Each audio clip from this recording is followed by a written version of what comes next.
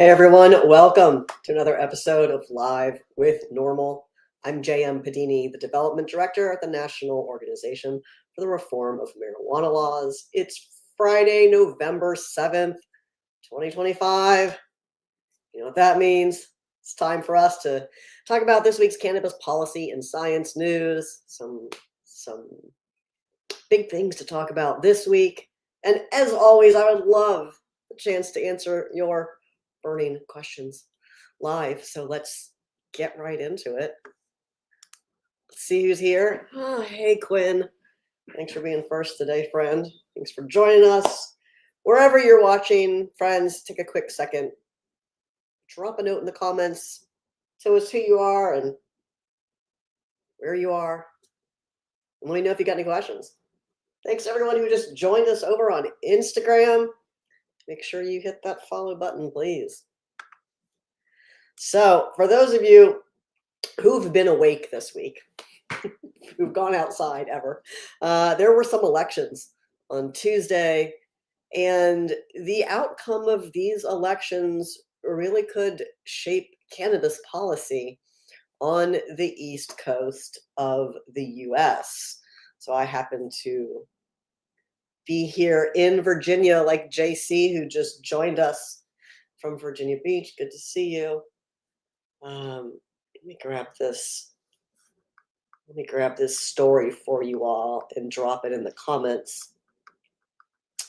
So New Jersey voters and Virginia voters headed to the polls, along with other voters in other states, but in particular, New Jersey and Virginia, what we're going to focus on for this discussion. They went to the polls on election day, Tuesday, and they were pretty clear in their preference for governors who support the same policy objectives that NORML has in those states, and arguably that cannabis consumers have in those states as well. So in New Jersey, Mikey Sherrill was elected, and she has been supportive of the need to enact personal cultivation laws in that state.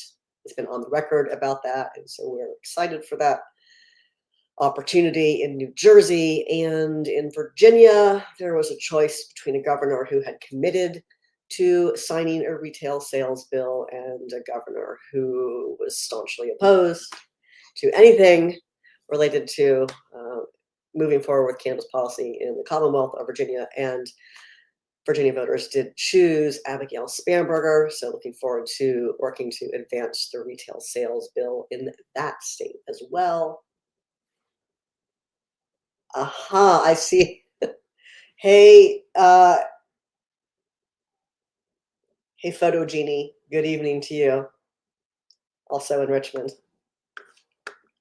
I see a question on Instagram. What about getting it federally legalized? It seems like nothing is happening.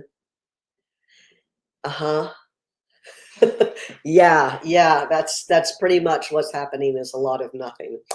But there are two federal policy objectives in play right now, right? So there's rescheduling and there's descheduling. And what you're asking about is federal legalization, and that means descheduling. That means removing marijuana from the Federal Controlled Substances Act entirely, allowing states to set their own policies without threat of federal interference. The way it is supposed to work in the US federal government is that in order to achieve the policy goal of descheduling, Congress needs to pass a bill. There is a bill that has been introduced in Congress that would accomplish this objective. It's called the MORE Act. You can find a link to our action alert for it at norml.org/act. But the MORE Act could be passed by Congress, and then the president would have to sign a bill like the MORE Act that removes marijuana from the Federal Controlled Substances Act into law. So first of all, we're in a government shutdown, so the MORE Act's not really going anywhere right now. And second, Americans have not elected a Congress that will pass a bill like that. So So that's an objective I think we can all agree on. But America, you have to vote better. Okay. Um, hey, Maddie, thanks for your question. Maddie says, what if we put age restrictions on all government held positions? Age cap of 65 years old. I bet that would change things if we get out of geriatrics. I think you would probably see a substantial shift in a number of policies around the United States if there were age limits on elected office. I personally don't disagree with what you're proposing. Photo Genie says federal legalization is going to take a long while, and I think you're right. Listen, if we aren't electing people to represent us who support our policy objectives, we're not going to get them. So we have to do better. Hey, Charlie, welcome back, friend. Happy days are here again, says Charlie. I know that Charlie happens to be in Virginia, and no doubt that comment is in reference to the sweeping changes that the Virginia General Assembly will see come January. Hey, Ellie, good to see you, friend. Yes, Ellie says, happy Friday, and now we got to go to work. It is our turn to work it to our state reps. And that's a really great point you make, Ellie, regardless of who wins any election, whether you voted for them or not, if they represent you, then it's your responsibility as their constituent to engage with them directly on the issues that matter most to you. And presumably, since you're here at today's show, that's cannabis policy, at least somewhere on your list. So definitely make sure you are engaging with your lawmakers. If you're in a state where there were a lot of elections, make sure you are signed up to get emails from your new representatives when they take office. Hey, Chris, welcome back. Good to see you, friend. Hey, Mike, good to see you in Anaheim. Hey, Mouse in Minneapolis.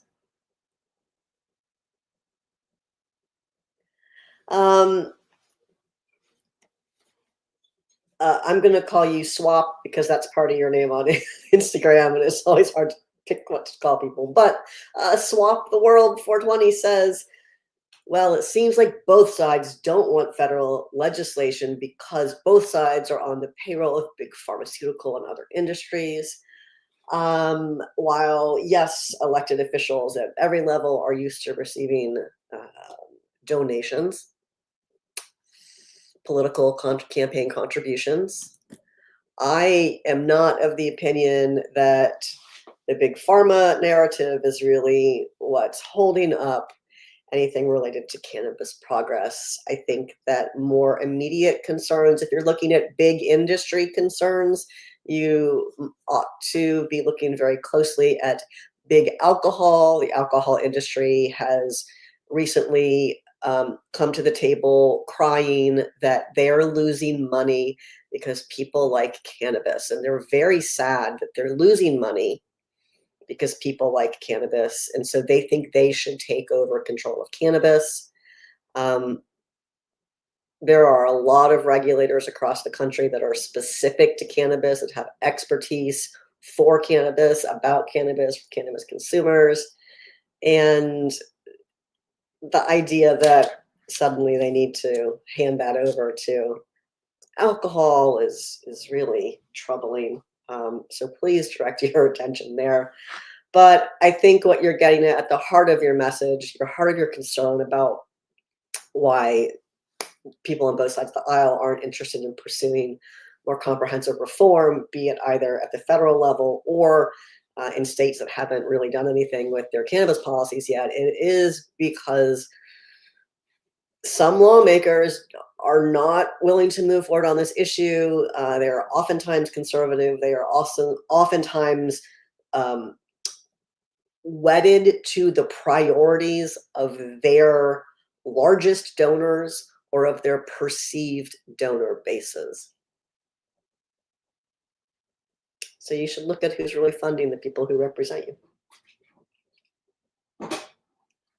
Maddie says most government officials need to go. They don't represent the constituents. Anyway, if everyone voted, we would see more change. Yes. I think all of us need to advocate for younger people to vote. Agreed. And I think that was made very clear on Tuesday night. People don't like when they aren't being represented. And we saw sweeping change across the US and very much so here in Virginia.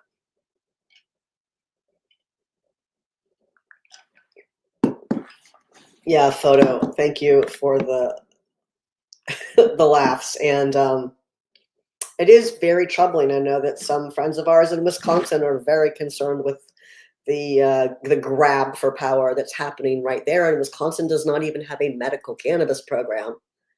And instead of focusing on that, on providing legal regulated access at the very least in a medical capacity, they're instead entertaining this notion that they ought to give this sort of quasi-regulatory authority for intoxicating THC products of some flavor to the alcohol industry in that state.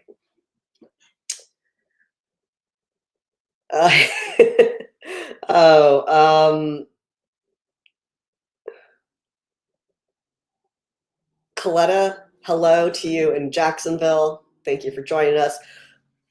Paul, I feel like we get a question about one of these I states every show. Paul asks, will Idaho ever legalize? You know, Idaho could. I don't think it's anywhere at the top of the list of states to legalize. But again, you have an election problem, an electorate problem in Idaho. If people who live in Idaho keep electing people who do not want to see cannabis legalized, even for medical use, then they're not going to get it. Hey, Jason in North Carolina, good to see you. Hey, South Carolina, thank you for joining us. Someone says I was arrested in South Carolina for smoking a joint on my damn porch of a house I own, and I'm a veteran. I can just show this. What a hell of a country we live in.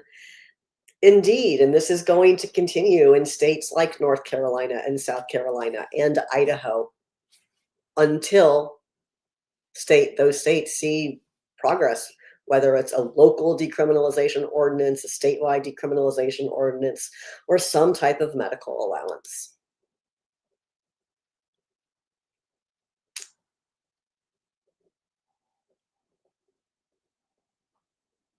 Oh, yes, indeed, Mike, you did vote in California. You did.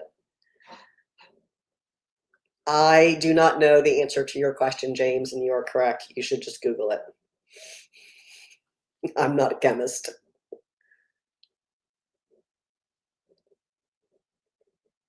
Chris, I cannot tell you. Okay, Chris, I love this. Chris says, voted for the first time in Virginia for the governor after seeing the Smoke the Vote. That's NORML's Cannabis Voter Guide. I showed a few people too. Thank you so much, Chris, for that. I'm so glad we could help you for your first Virginia vote. And thank you for sharing that with other people. It's really important that you all follow Chris's example and make sure that you help your friends and family make their plan to vote as well. Hey, Pete, thanks for your question. Pete asks, will Texas legalize? You know, I think Texas is at least ahead of Idaho in that game. But again, Texas is doing some interesting things. And if you want to like, the Speaker of the House in Virginia likes to say, follow the money. And he's right. And I think, obviously, this is a great example, is Texas. So one of the other stories we're going to talk about today talk about it now. In Wyoming, they also, like so many other states, Wyoming has said, you know, we don't want these unregulated THC products on corner store shelves. We're done with that. So they have a state law that bans, hemp-derived THC intoxicating products and synthetics and whatnot. And of course, it was challenged in court. And this is the 10th Circuit Court of Appeals in Wisconsin, or ruled that Wisconsin's state-imposed ban isn't preempted by federal law. The claim was like, well, no, the Farm Bill says we can do this, and this court, like so many others, said no, it doesn't. It says that states can regulate, and if a state wants to regulate, it can. So here are these states that have done this: Arkansas, Virginia, Alabama, Alaska, Wyoming, just to name a few. But you might recall that there was an effort underway that was similar in Texas, but their Republican governor vetoed it. So that's kind of weird that there's another governor who did something similar, and I wonder why that is. You have a medical cannabis program in Texas. You know how to regulate cannabis in Texas. But instead of moving forward with a regulated adult use market, that state just wants to leave this other weird stuff on store shelves. Be interesting to see why. Hey, Richard in Detroit. Good to see you.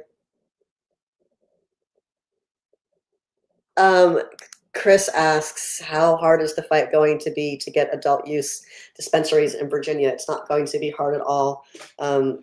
Abigail Spanberger has been very clear in her support for a bill from the legislature to legalize and regulate adult use cannabis in a manner that brings transparency and public safety to the Commonwealth. And that's absolutely already the goal that's in place for that legislation. So I don't think it's going to be difficult. It might be difficult to get the best bill possible just because there will be competing interests. But know that our only interest here at NORML is consumers.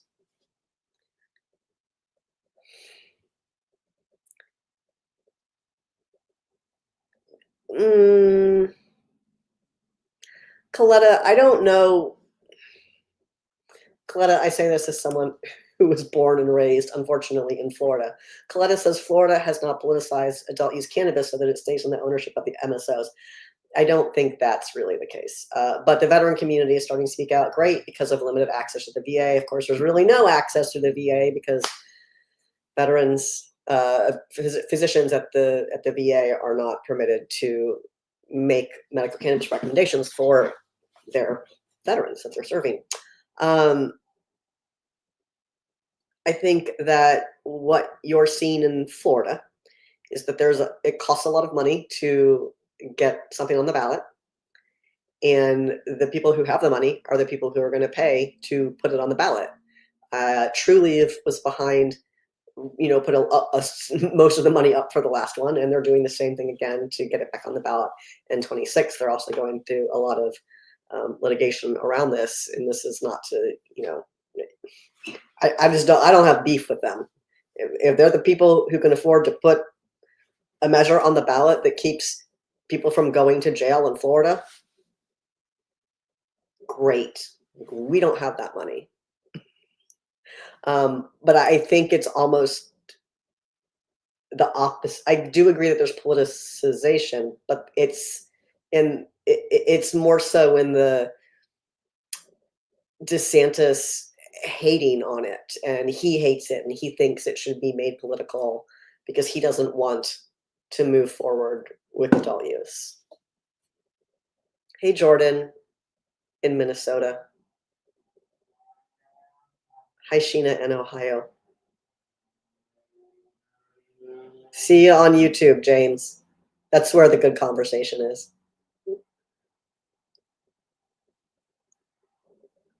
Coletta, I will also say this. Coletta says it's troubling for veterans, especially because a lot of them are not comfortable with registering for the medical cannabis program and the laws pertaining to gun ownership conflict. Well, Here's the thing is that whether or not they have a medical cannabis, it's not about their medical cannabis certification.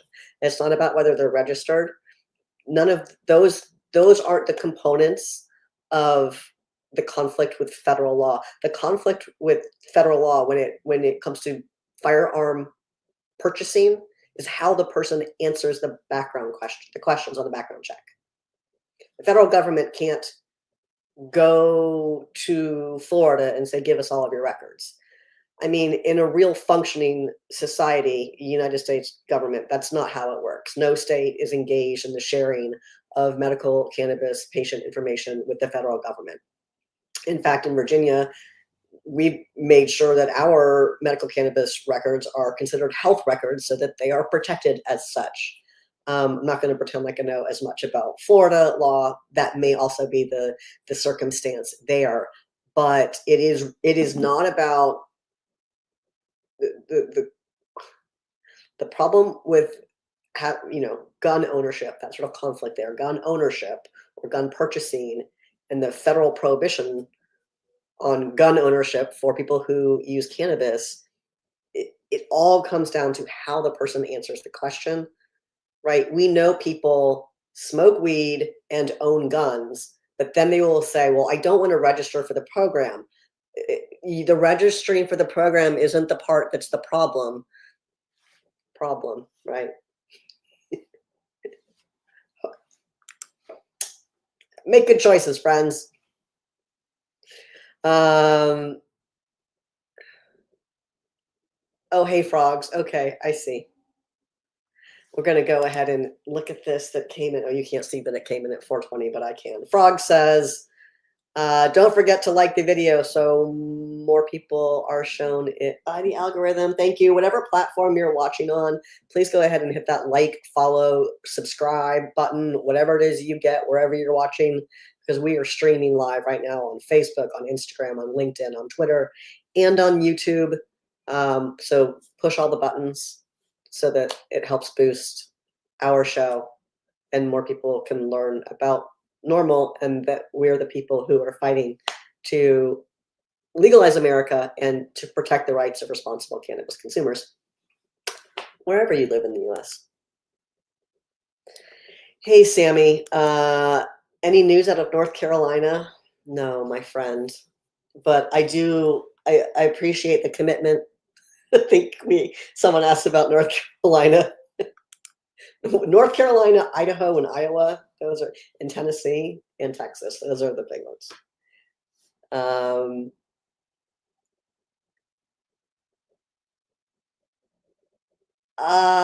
Do we follow Snoop? I don't know if we do or not, but I see his social content. Anyhow, this person is asking, what do we think about his posts being 99% AI videos? I think that there's a time and a place for AI, but I think that, I think it's a useful tool, right? But I think that it's becoming increasingly problematic, particularly video content in social media, because we have a real media literacy problem in the United States, particularly with AI content. People aren't good at figuring out that it's AI. Hey, Robert in Ohio. Thanks for joining us. Yes, Chris. I like this segue. I don't like this segue, but this segue is happening. Chris asks, does Texas just want to keep putting nonviolent cannabis users in jail? And yes, they do. And here's why I'm going to say that. First, I want to share the Wyoming story because I forgot to put that in the comments while we were talking about it. But here it is again. And if you are listening to this show on Spotify, the links to all of these stories will be in the description of this show. But let's talk about marijuana arrests, because that is one of our big stories for this week. Drop that story in the comments for you all now. If you're watching on Instagram, most of these stories are already up on our Instagram page, and if not, they'll be up this week. So marijuana arrests made up nearly half of all drug-related arrests in over a dozen states in 2024. So the FBI has a dashboard called Crime Data Explorer, and so we are able to go into that and extract these data. They don't deliver to us in a nice, neat package. It takes a lot of digging. It takes a lot of interns. It takes a spreadsheet. And then we are able to get these numbers to you. And we're the only entity that does this. Nobody else is out there putting these numbers together for you except for us. But we can tell you that, again, in 2024, nearly half of all drug arrests in over a dozen states were for marijuana. And when I mean for marijuana, overwhelmingly for simple possession. We're not talking about they're arresting, cartels. We're talking about most of these arrests are for people who have some weed on them. And while Texas didn't make it into that list, they were a state of significant concern when we did our analysis. And there are a few parts to this. In 5 states, more than half of all drug arrests were cannabis related, and that's Idaho, Iowa, Louisiana, Nebraska, and Wisconsin. Then in 9 other states, Alabama, Georgia, Indiana, Kansas, Mississippi, North Dakota, South Dakota, Utah, and Wyoming, 40% or more of all drug-related arrests were for marijuana violations. And then when you get into looking at in these states right here, marijuana-related arrests are almost exclusively for low-level possession. So 97% or more of marijuana arrests in Alabama, Nebraska, North Dakota, South Dakota, Texas, Utah, and Wyoming were for minor possession, not for trafficking, not for sales, but for minor possession. Alabama, Nebraska, North Dakota, South Dakota, Texas, and Utah, 97% or more. And that's really, when you compare that, right? None of those states are legal. But when you compare the arrests in states where personal possession has been legalized, like Arizona, California, Maine, Massachusetts, Michigan, Montana, New Jersey, Vermont, and Washington, marijuana arrests comprised fewer than 5% of all drug arrests in 2024. So, yeah, I do think Texas likes arresting people for weed. Thanks for that super awesome segue. Ma'ams, I am still getting used to the background also, and it's going to change. The walls are very dark in here, and it makes it difficult to light this space. And I haven't even hung the pictures. They're just sitting on top of the bookshelf. But thank you.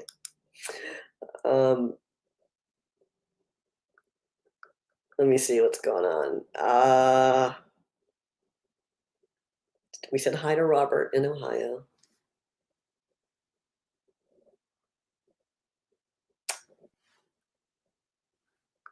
Frogs, what are you talking about? I hope every state picks up something akin to Illinois. Our taxes are horrible, but availability is everywhere.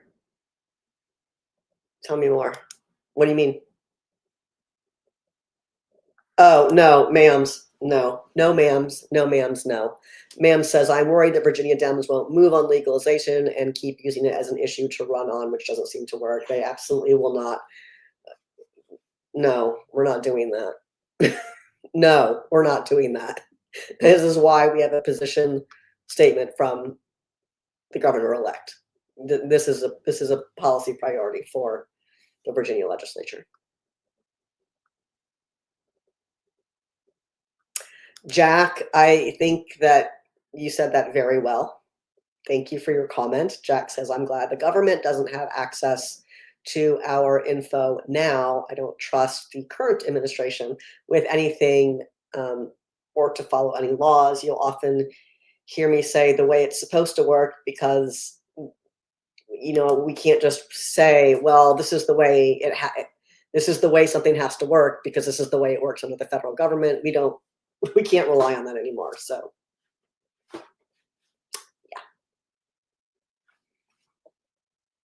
yeah.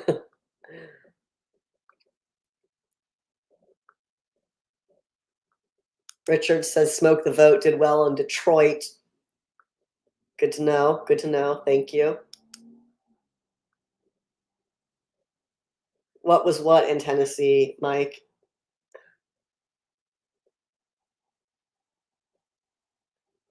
I don't you can hold on, let me use our website. Let me use our website and go to this page that I made and read you this answer. You want to know about Tennessee marijuana arrests in 2024?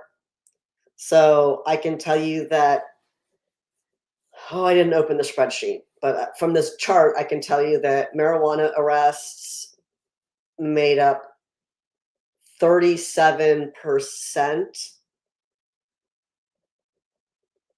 of all drug arrests in Tennessee in 2024.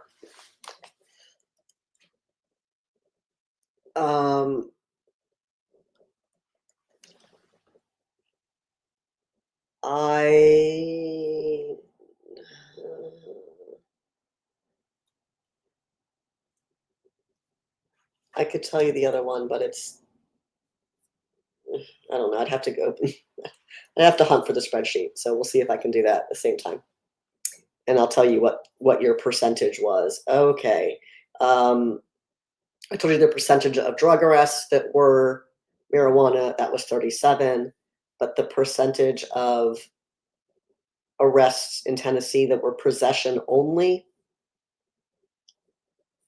hold on, it's not sorted by alphabetical. Here we go. Tennessee, 92% of arrests, of marijuana arrests in Tennessee in 2024 were for possession, not sales or trafficking. Just going to keep this open from now on. Frogs, your comments. Funny. Coletta says NORML posted about the recent elections on the East Coast. What do you say about changed cannabis policies you see forthcoming? In New Jersey, they have been trying to enact personal cultivation laws for that state. We don't even have personal cultivation allowance for medical patients. So they're going to be looking at personal cultivation, home grow in New Jersey. And then in Virginia, this state does not have adult use retail sales yet. That's the plan, is to enact that in the 2026 session with the new governor, who is committed to enacting retail sales, has been very clear about that, about her willingness to sign a bill. Of course, Virginia is the only state in the South that has legalized marijuana for adults 21 and older. So that will be a significant shift with the potential for a very large market here. Hey, Scott One, it's okay that you're late. I'm just glad you're here now.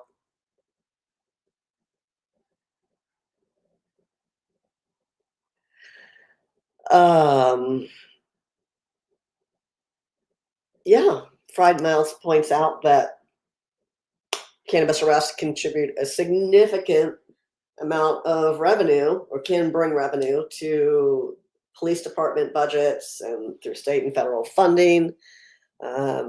There are task forces in a number of areas of the country. One over here on this side is the Rocky Mountain High Intensity Drug Task Force, HIDA, Rocky Mountain HIDA. Anyhow, Rocky Mountain HIDA. And the grift there is that it originates at the federal level and all the way down to like the most local police department, right? If you don't participate in that task force, then you aren't able to get any of that revenue. So they participate in those task forces. No, Richard, federal legalization in 2026. I don't know how that happens. America has not elected a Congress that will approve a bill that removes marijuana from the Federal Controlled Substances Act. So that's the way it's supposed to work, is that Congress passes a bill, the president signs it, then marijuana gets removed from the federal CSA. We don't have a pathway for that. In the current federal government, that is in the complete shutdown also.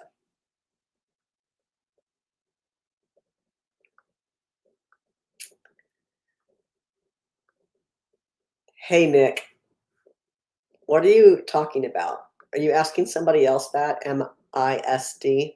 Oh, are you saying, what did I miss? I don't know what that is. Tell me what's happening. Hi, I'm so glad you're here.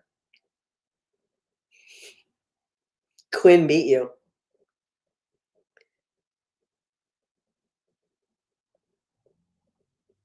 Richard. Yep, Richard brings up that Alabama has medical and the legislature is sabotaging the entire law. Since you mentioned that, Richard, you know what else we're seeing? We're seeing efforts at complete repeal.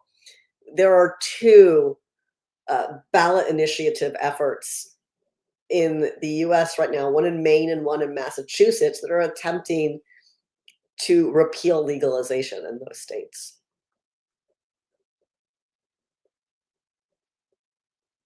No, we're not doing that, ma'ams. Ma'am says, I'm going to hold you to your optimism for Virginia legalization. Charlie Brown will kick the ball one more time. Yeah, we are, we've taken it away from Lucy. Lucy cannot hold the ball anymore. Hey, Ethan. Ethan says, so Ethan's talking about Virginia. Ethan says, so what's the plan, the current plan for retail? I'd love to see Virginia do something similar to New York, where growers can actually sell at farmers markets, etc. Poor people should be able to make money from cannabis sales, not just people with enough money to open $1 million dispensaries. Yeah, absolutely. So you're not going to see it at farmers markets in the 2026 bill. Not saying that's off the table in the future legislation, but I can tell you it's not going to be part of the 2026 bill. But what that also doesn't mean is that there will be significant barriers to entry, right? So people are super nervous about Virginia. They want to enter the market, but they know that when Republicans allowed us to stand up a medical cannabis program back in 2017, they also demanded that we use this really ridiculous, outdated licensing structure, and it costs a lot of money to enter limited license vertical markets. And this is not a choice that any policy expert in Virginia stood up and said, this is a great idea. It was literally almost 10 years ago now what we could get out of the people that Virginians elected to represent them. And then they decided, this legislature has decided that they're not going to do anything with it. So we're still sort of limping along with this old outdated model that is really expensive to get into. That's not what adult use licensing will look like. No one wants that. Not even the legislature, not even the people who voted for that old shitty version. It's really outdated. It's been outdated. It was outdated when it was introduced, and it's just not going to be what you see. You're going to see tiered licenses, smaller licenses being, a lesser amount than perhaps a larger license, not perhaps, than a larger license would be. And another critical part of support for people looking to enter the market is the cannabis, whatever we're going to call it. It's previously been called the Cannabis Equity Reinvestment Fund, or CERF. It will very likely have a different name in the new bill, but there will still be something that serves the same purpose, which is to provide capital, because one of the biggest barriers to entry for people looking to enter that market, new markets, is access to capital. So we're looking at ways that we can provide that through the state.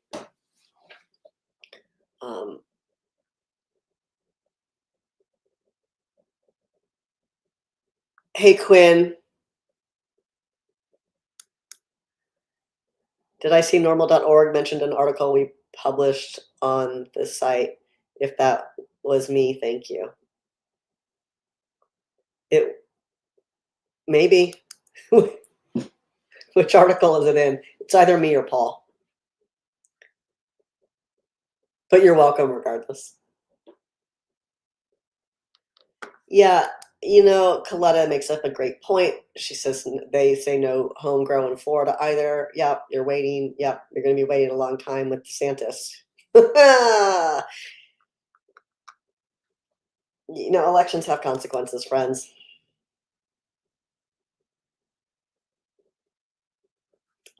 Scott, any good changes since we'll have a governor office but yes, it will be a lot easier to make changes related to cannabis policy in Virginia and in New Jersey.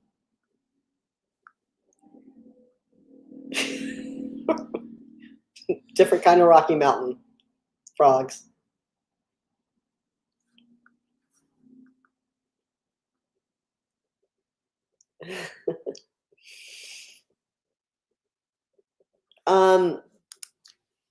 Ma'ams, we get this question pretty regularly.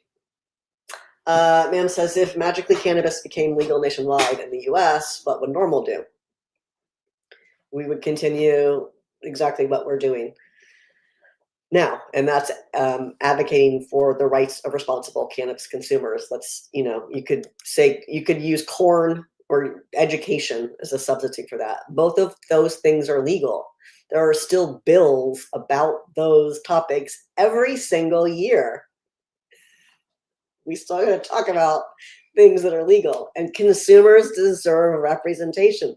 There is no cannabis industry without cannabis consumers. We have to prioritize consumer needs, consumer interests in this policy work. You can't just run full force screaming about, the industry's got to be this, this, and this, if you're not serving consumers. If you don't serve your consumers, you don't protect your consumers, if they're all in jail or they've all lost their kids or their jobs or their houses or can't have health care or go to college, then who cares who gets a license first or next, right? It's only us. We're the only consumer-focused organization. That's all we do. So we're going to keep doing that. Third time's a charm, Melissa. What's the third time? Do you mean adult use? Because, my friend, this would be 21, 22, 23, 24, 25, 26. It will be the sixth time we've run this bill.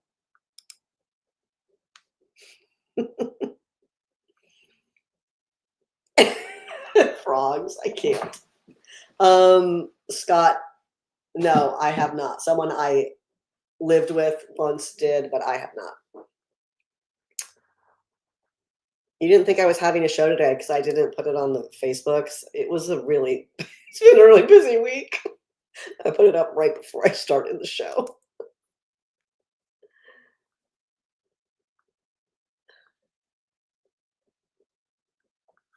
Chris says it's crazy how some people can just walk into a store and buy it like Tic Tacs, while others that need it for medical can't even use it due to federal drug testing, or who are being carted off to jail.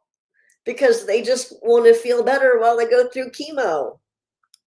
It's insane. Cannabis policy in the US is crazy.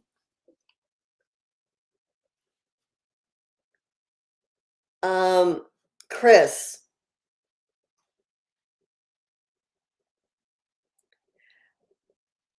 I see your question about cannabis purchasing and firearms, and it doesn't matter what's first, it doesn't matter what state you're in. It doesn't, what matters is how you answer the background check questions. That's all that matters. That's literally all that matters. We got so many questions about this week. I had someone email me about it. We get this question so much that, my friend, I have a prepared statement for you. Are you ready? The consensus at NORML is that the conclusion reached by the ATF and the justices of the Ninth Circuit Court of Appeals is based on a broad interpretation of a 1968 federal law that forbids the sale of firearms to those considered an unlawful user of or addicted to a controlled substance. At this point in time, no state is engaged in the sharing of data related to state-sanctioned activities of medical cannabis patients. So, unless a person responds yes to the question regarding their cannabis use on the NICS background check, the federal government has no real way of enforcing this outdated law. I'm going to read the second part. Even though the federal government is in a shutdown and we have a lot of problems with our budget. But furthermore, since the passage of Rohrabacher-Farr, the DOJ cannot use federal funds to prosecute medical cannabis patients who are engaged in state-sanctioned activity. So it's all about how somebody answers that background check. There's no special list that the federal government can see. Okay. Also, I will tell you what I said earlier in the show when someone asked a similar question. In Virginia, specifically, medical cannabis patient records are health records and are treated as such. So nobody has access to those unless it's a very limited circumstance. Like your healthcare providers can see your health records. But otherwise, you have to be being investigated for a crime in which this is applicable. Like if you shoot your neighbor in the face, they're going to subpoena your health records, and then they're probably going to know that you had a medical cannabis certification. But Virginia doesn't even have a guns and weed charge. There's no guns and weed charge in Virginia. There's nothing to amend in the state of Virginia. The only way that we can prosecute guns and weed in Virginia is through a federal charge.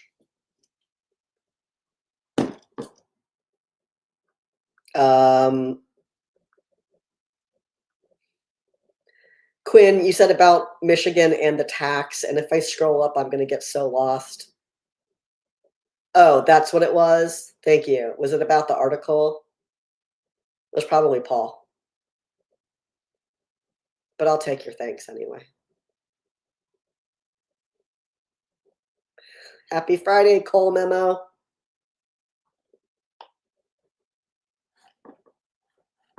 Hey, David, did you miss the celebration? Don't worry, someone's going to bring it up again in 2 seconds because we've talked a lot about Virginia, of course.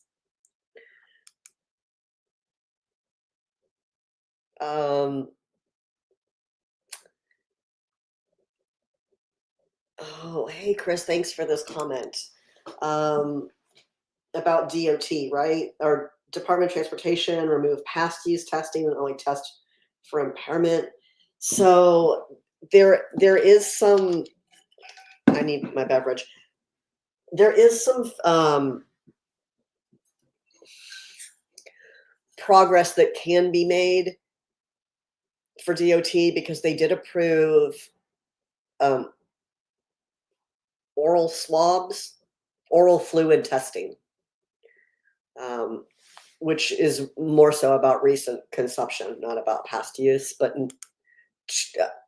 I asked Paul about this a few weeks ago, and there hadn't been any while the law that permits that has been enacted, they haven't moved forward with actually rolling that out yet. What fried mouse? You don't say. Fried mouse says, sounds almost as if the cannabis industry should be contributing something to NORML. We agree. We would love for the cannabis industry to fund us, or anybody to fund us. We are funded by donors, overwhelmingly by small dollar donors. We aren't bankrolled by a big philanthropist. We aren't bankrolled by the cannabis industry or by any other interest at all.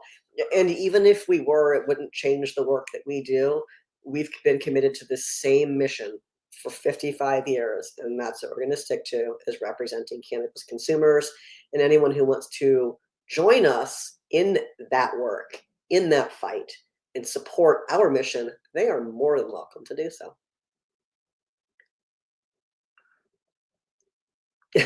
Coletta, thank you. Coletta says, I've been screaming about making patients and consumers the priority as long as I've been an advocate. Patients before profits, especially in cannabis. Yeah, I mean, it's an industry. We get it. And, you know, we're not solving capitalism with weed policy in the US. That's fine. We're not trying to. But there's just so much focus in the cannabis conversation about who gets to make a buck first or next off the backs of consumers, while consumer interests are shuttled to the back of the room and said, well, you just wait over there and we'll worry about whether or not you can grow your own cannabis in New Jersey. But more important is who gets to make money selling it to you. And that's a really miserable way to approach public policy. Mm.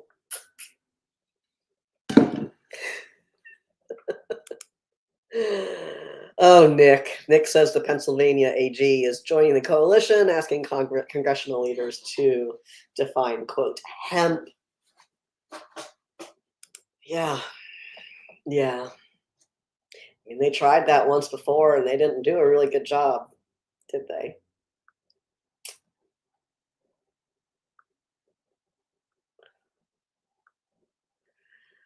Oh, yeah. Yes, Scott. It's, yes, medical cannabis records in Virginia are protected by HIPAA.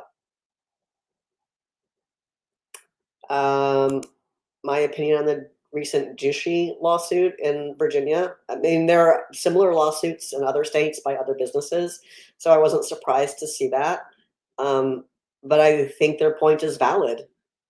You know, to say to one business, you have to, and it's not just one particular business, but one full business sector, to say to them, well, you have to pay literally tens of millions of dollars to participate in this space, and here's all you can do, and don't do anything outside, don't color outside the lines, or you're losing your license and going to jail. And then to say to, you know, people, businesses wanting to engage in similar businesses wanting to engage in similar sales, say, oh, well, just do whatever you want, who cares? It makes sense that a business would be like, that's not fair, and point it out in a court of law. And I think that's what they're doing. I think they're pointing out in a court of law that there are two sets of rules. And a cannabis operator like Jushi is not anywhere on the same playing field as a big alcohol operator. Like, they're just not the same. People think cannabis is bigger than it is. I mean, it's bigger than coal, but it's not bigger than, it's not on par with like alcohol or tobacco.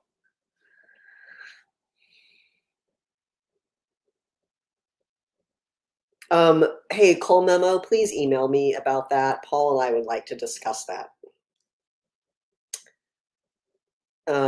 About Illinois.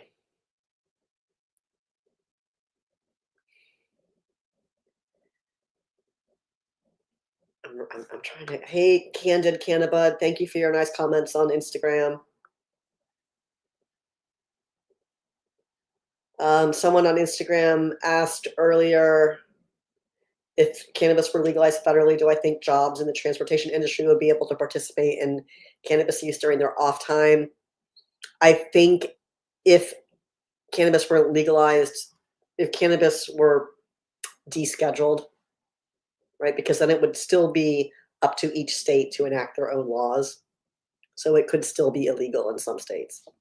But if it were federally descheduled, do I think DOT would change their laws? I think it opens the door for them to change their laws. I think it makes it easier. I don't think it's not a de facto like this happened, so this happened, but makes it easier. Yes, there is a lawsuit. There is a case. Someone else on Instagram mentioned the case that is going before the Supreme Court regarding the federal gun ban for cannabis consumers.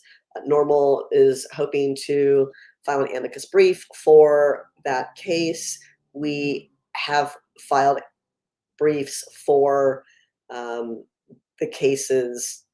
There were other cases in lower courts that we were also party to. We supported the lower court efforts. We plan to support the Supreme Court effort as well. It's just whether or not we're allowed to.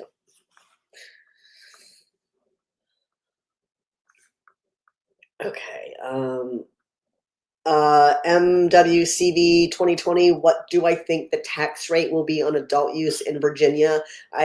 We are working really hard to stay below 15. We are below 15 in the current level. We're below 13 at the current where we are in the process right now.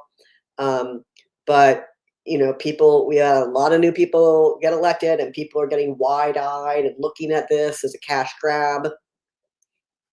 Instead of necessarily a public safety policy. But they are looking at this for how much money they can make off of the backs of cannabis consumers in Virginia. We are really focused on keeping it below 15.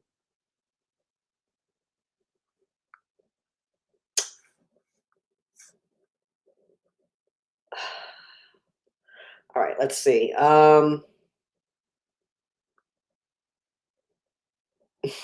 Melissa, I see your comment. Ellie says, do we know what's going on in Health Service Area 1? This is another Virginia question. No, I don't have any updates for you. I'll ask, though.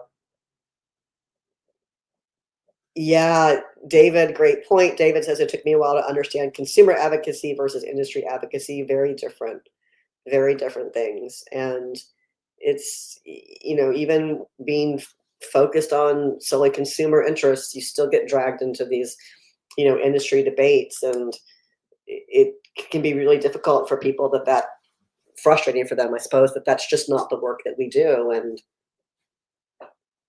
it's not.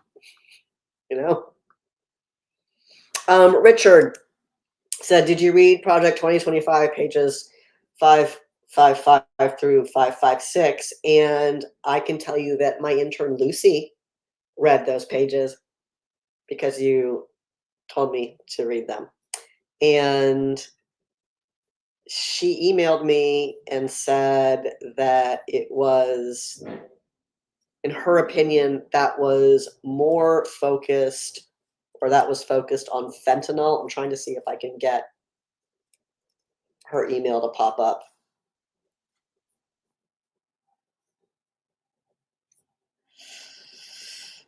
Lucy.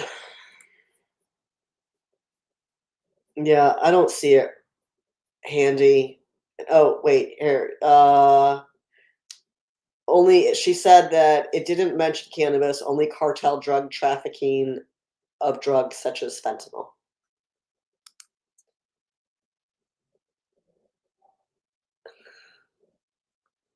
What's the best way to get into the cannabis industry for work? Depends, I think, on what you want to do, and what state you're in. Really, what state are you in? And do you want to be in retail? Do you want to own a dispensary? Do you want to work in cultivation? Are you a pharmacy technician or a pharmacist? Do you, for some reason, want to do advocacy work or be a lobbyist. You know, I think what's helpful is to live in a state where cannabis is legal, and then to interface with people who are in the industry in your state, and to have a skill that is applicable. I did not say yes, Virginia, Jeremy, but I do love I do love to say, yes, Virginia, we can legalize cannabis sales in 2026. Now I've said it. I do like a yes, Virginia comment anytime I can get one of those in. John, will Mamdani support legalization? It's already the law in New York, so it doesn't really matter what he supports.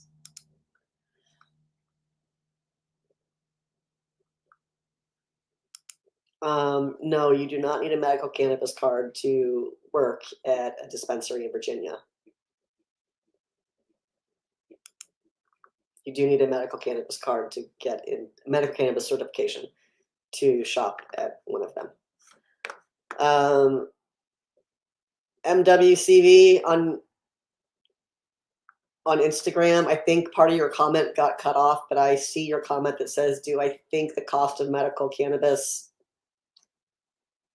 will go down, or do I think it's too high? It's yes, the price of cannabis on the East Coast is very high compared to more mature markets on the West Coast. And then when you go further south, right, it's also more expensive down here than it is further north. I see the final part of your comment now. Do you foresee the pricing of medical cannabis coming down when adult use comes out? Yes, I do. I do foresee the price of cannabis in Virginia going down when there are more stores to sell cannabis. Right now, there are only 23 dispensaries in the state, and that is and only in certain areas, right? There's like the whole, pretty much, other than the like small Northern Virginia metro, the real top half of the state doesn't have dispensaries outside of that tiny, really densely populated Nova metro. So there aren't I think there's probably around 100,000. The last check we had from CCA on patient numbers was around 100,000 patients. That's really low. But the reason is that there aren't dispensaries for people to go to, so they don't think it's worth it to participate in the program.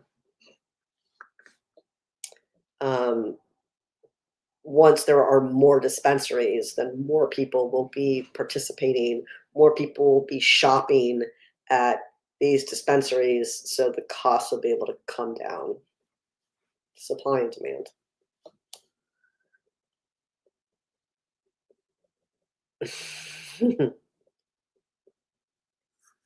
Melissa, I think there are a few different states, target dates. Melissa asked if we get a retail bill through in Virginia, what's the target start date as of now? I think the most popular start date is July 1st because that's the date that laws take effect in many states, but definitely in Virginia, unless you're passing something with an emergency enactment clause, which we will not be doing for adult use retail sales. Then you could have a sooner date of efficacy within an emergency clause. But in this situation, right, July 1 is the target. Consumers have been waiting since 2021. This is crazy. They've been waiting since 2021.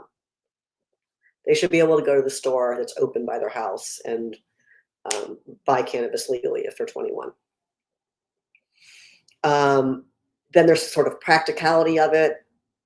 How quickly can CCA be ready to both authorize existing stores to begin sales and license new stores?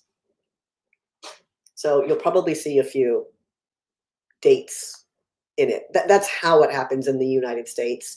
There's some sort of fantasy in Virginia from folks who are new to cannabis that they think that, every business should just all sit in some sort of limbo until they're all ready to start on the same day. That's not how capitalism works. It's also not how cannabis policy works in the US. So you're likely to see multiple dates. And you're likely to see it be more focused on licensing. Licenses may be issued beginning blah, blah, blah. So we'll see. Richard, I don't know. I'm not part of that cult, so I don't know if they're going to want to go after cannabis.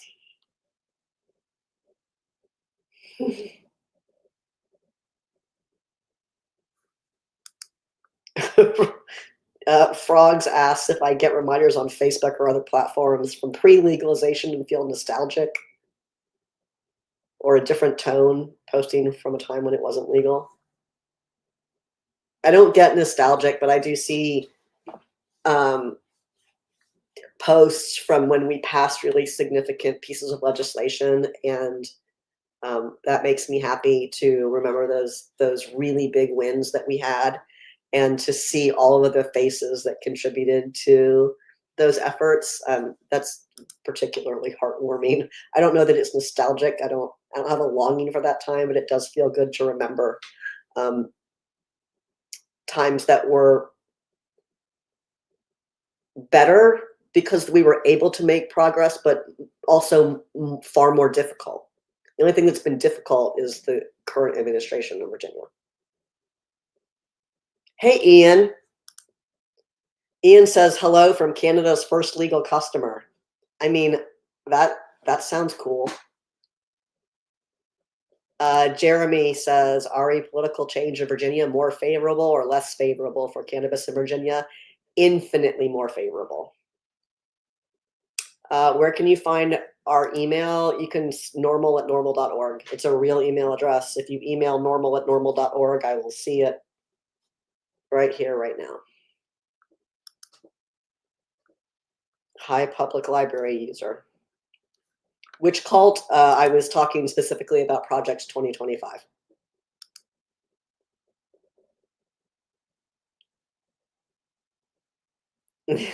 You posted so much. Frog says, I posted so much the day it went legal in Illinois. Great. Love it. Do you feel nostalgic when you see that? Yeah, Jay Curry, July 1st, 2026 would really be the first day that sales could begin. I'm not saying that's the date we're going to land on. In Virginia, there are lawmakers who really want to allow localities to have an opt-out measure, and that would mean that they would have to place it on the ballot, and voters, they would have to place the language that we write and put in the law. They wouldn't be able to make up their own question. We would write it and put it in the law. But then a locality would be able to put that on the ballot, and voters could vote yes or no. Do they want to have adult use retail sales in that locality?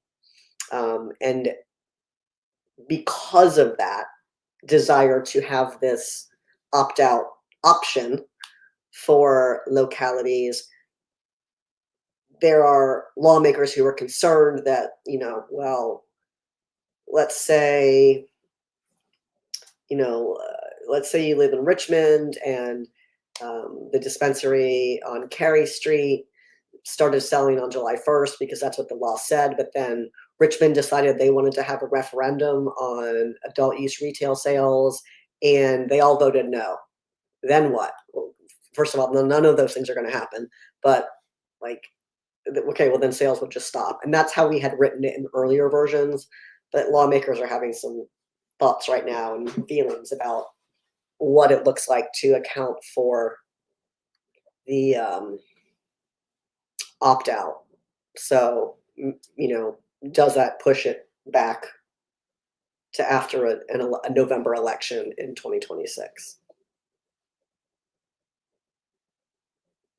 No, David, I see that your question. No. David says, is there anything that Spanberger wants in the bill other than thoughtful policy that protects consumers' public safety and is transparent? That's what she wants. She doesn't want your taxes are good, my dude. Ian, I would love to have a Virginia is for cannabis lovers shirt, but that Virginia is for lovers logo you can have is owned, and you can submit to be part of it to have your design approved.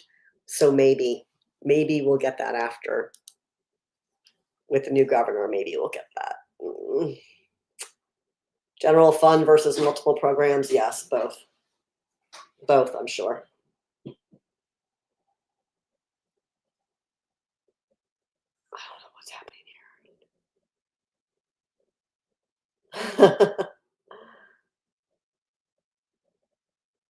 No, why write an opt out in the bill? Because they can't opt out unless the voters say they can opt out. This is to say that this is so that a locality has the opportunity to ask its voters if they want adult use retail or not.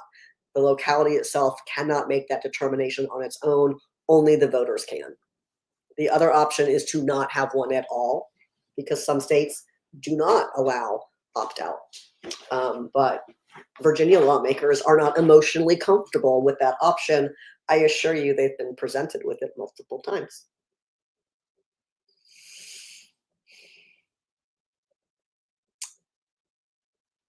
Uh, goodness. Okay.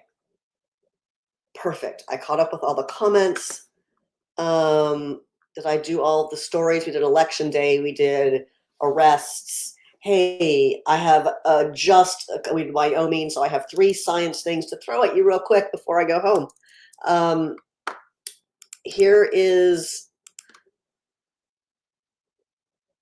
this is from the American Journal of Preventive Medicine, and they looked at what happens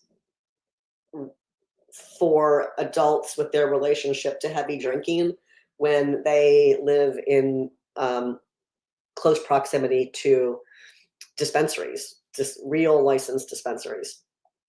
And in what will come as a surprise to none of you, adults who do have local access to licensed cannabis dispensaries are less likely to engage in binge drinking, in heavy drinking.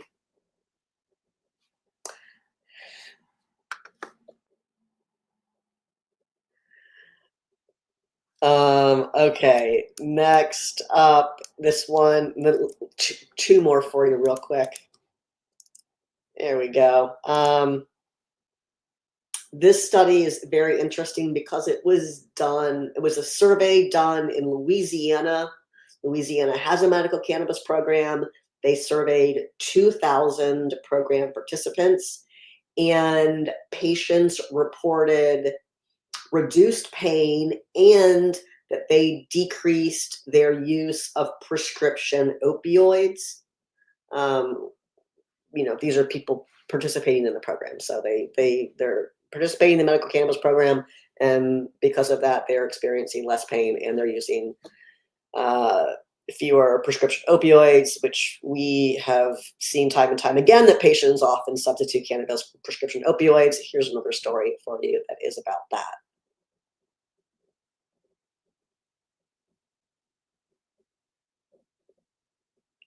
Aaron, I see your comment about California. If you want to, that's a very interesting thing, and I'd love to get California NORML involved in that. You can email normal@normal.org and say, hey, JM, this is my question for California NORML, and I can pass it along.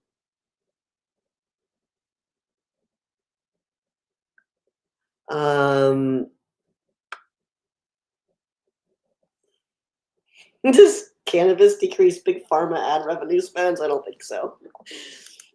And then here's the last one for you. And again, it's something we've seen before, but you know what? That's okay. What's one more study on the stack? It's pitch dark outside. Canada did a huge study. Researchers there compared youth marijuana use rates among a cohort of nearly 40,000 teens And this was students in grades 9 through 12 prior to legalization, and compare that to a similar cohort of students 4 years later. And fewer young people are consuming cannabis following legalization. And let's remember, this is nationwide legalization that they have in Canada. So again, we've seen this before from Canada. We've seen it from US states as well. Fewer young people use cannabis following legalization. When you take it off the street corner and put it behind an age-verified counter, it is in fact harder to obtain when you're not old enough to buy it.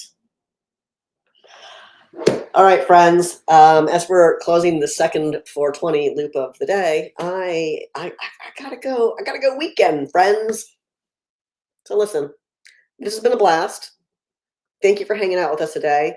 Please hit that like, follow, subscribe button wherever you're watching so you don't miss when NORML goes live. Drop a comment.